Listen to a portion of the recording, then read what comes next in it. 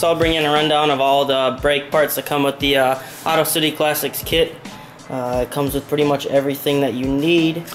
Let's just start with the brake booster and master cylinder. These are separate, but the part number will be right here for the one I used. It's got the dual diaphragm brake booster. It's got the billet aluminum adapter plate, spacer plate, all the linkage to hook it up to your pedal. And then this is another tool for setting the proper clearances. Usually you can use this or just think of it like a matchbox. I'll explain more about that later. Here is the master cylinder with some fittings. Yeah, so that's that.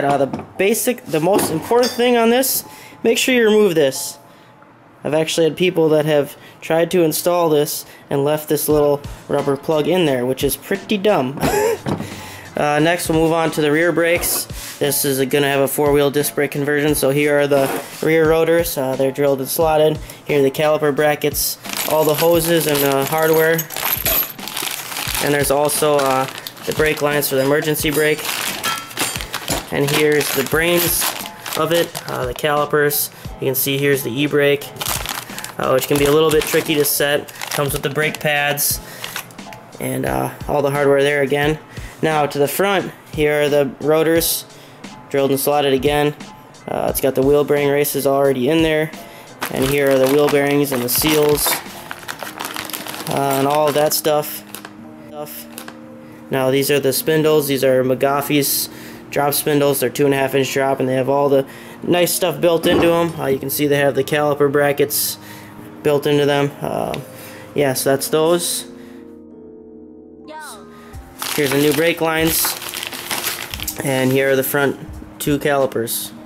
Now make sure you don't lose these little sealing washers. They're in here, but they're kind of easy to lose if you're not paying attention.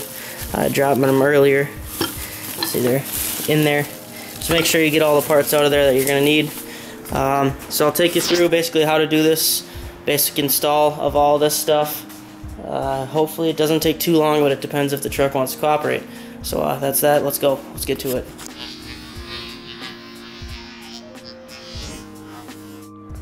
Hold on. One thing I forgot to show you is the proportioning valve setup. Now this comes with the lines and all of that. Now there's one important step with this, with checking with the test light to make sure it's getting power. So I'll show you that step as well. So what I'm going to do before I put this together is grease the bearings. Now this is just a typical bearing greaser that you can buy at O'Reilly. I think they're like $7. It's really cheap. Saves you a ton of time. You put the bearing in there, like so.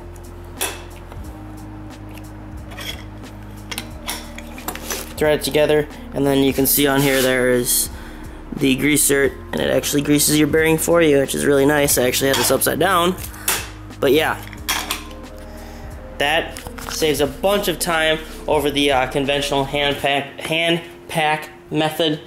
Use a grease gun. Otherwise, if you're going to use a hand pack method, you actually have to use this tub, which is pretty lame.